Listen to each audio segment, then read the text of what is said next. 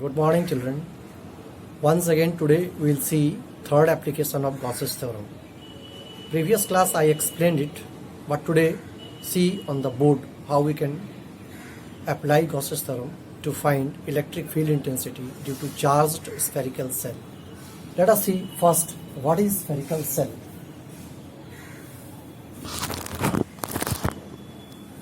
You can see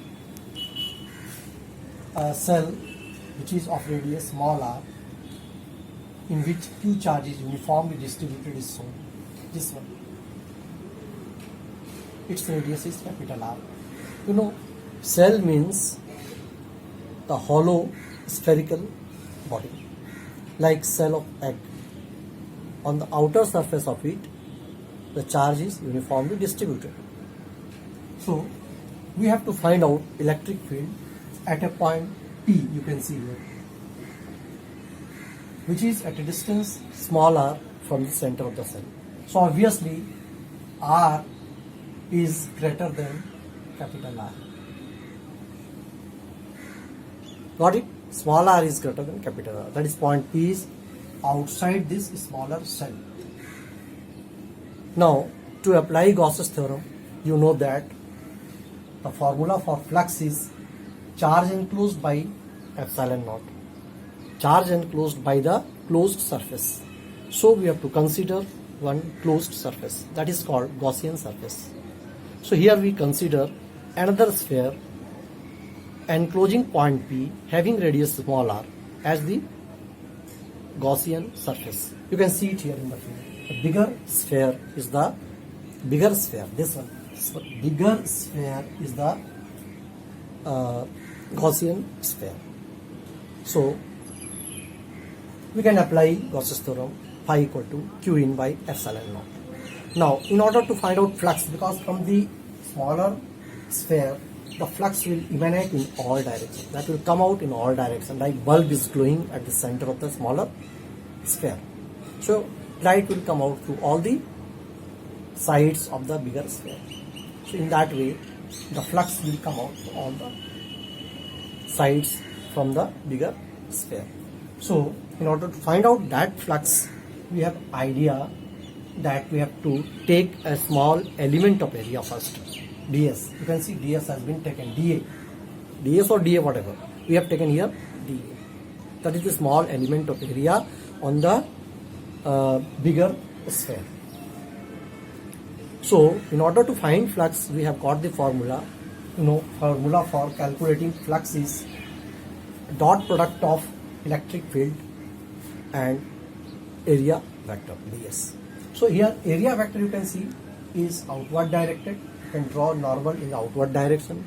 So dA is in the outward direction, and electric field due to the smaller spherical cell at point P will be also in the outward direction. So to be noted that direction of E and dA both are along the same line. So the angle between E and dA, as because they are along the same line, you can see the angle theta between E and dA will be 0 degree. So we can calculate electric flux due to small spherical, due to small element of area. dA is d phi is equal to E dot dA, and when we take its surface integral, we find out the total flux phi. Thus phi, we have to evaluate dot product, as because E and dA are along the same direction, so we can write it as E dA cos 0 degree. And you know, cos 0 degree is nothing but 1. So we can write E is equal to dA. Why E is out? Because electric field will be constant at all points on the bigger sphere. So E will be taken out, constant taken out of the integral sign. So dA will be integrated. And you know, surface area of the sphere is formula 4 pi r square. So for dA we could write 4 pi r square, that is E into 4 pi r square. Now this is equation number 1. Now from Gauss's theorem you know that phi is equal to Q in by epsilon naught. Q in means charge enclosed within the Gaussian surface. So the enclosed body is a sphere of radius capital R and charge on it is Q, so we could write it as Q by epsilon naught. Now when we equate these two, we can write that E into 4 pi r square is equal to Q by epsilon naught, or E is equal to 1 by 4 pi epsilon naught Q by r square. This is the electric field due to the spherical cell.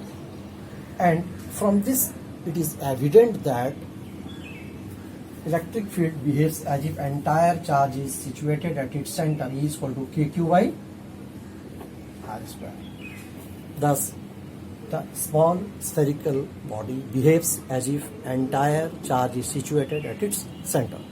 So this is what case 1. We have seen it as case 1. Now, what would happen if point P lies on the spherical cell of radius capital R? Then in that case very simple arrangement will be there. In this case you can write small r is equal to capital R. Just replace small r with capital R. So what we'll do is that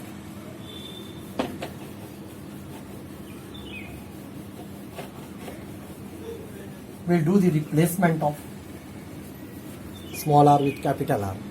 Previously we have calculated E as K Q by r square. So put r is equal to capital R.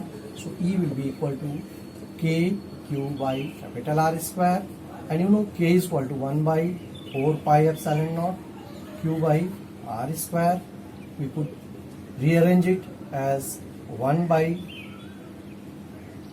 epsilon naught is equal to Q by 4 pi r square. And you know this is the surface area of the spherical cell. So charge by surface area gives you surface charge density. So we could write it as sigma by epsilon naught. This is the electric field on the surface of the cell. You can see it is constant because charge density is constant and epsilon naught is constant.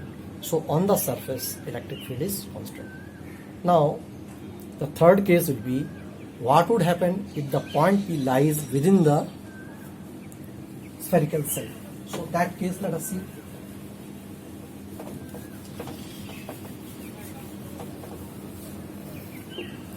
So this is the charged cell, and as you know its radius is capital R. Q charge is uniformly distributed, you could see it here. So the point is inside the cell, that is R is less than capital R. So Gaussian sphere will be like this.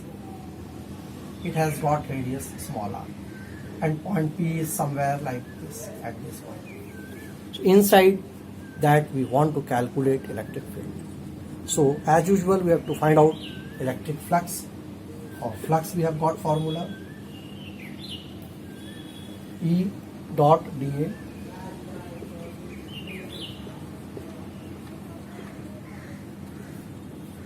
and E being constant will be outside, and for dA here cos 0 degree will be taken as 1, so we could write it as E into 4 pi r square. And from Gauss's theorem we also know that phi equal to Q by epsilon naught, as Q inside is 0, so phi equal to 0. So we could equate equation 1 with 2. On equating we will find that V is equal to 0. That is electric field inside the spherical cell is 0. So what we concluded, when point P is outside, electric field is 1 by 4 pi epsilon naught q by r square, that is kq by r square.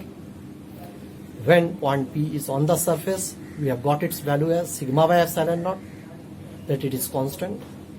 And in third case, when point P is inside the spherical cell, we have got its value equal to 0.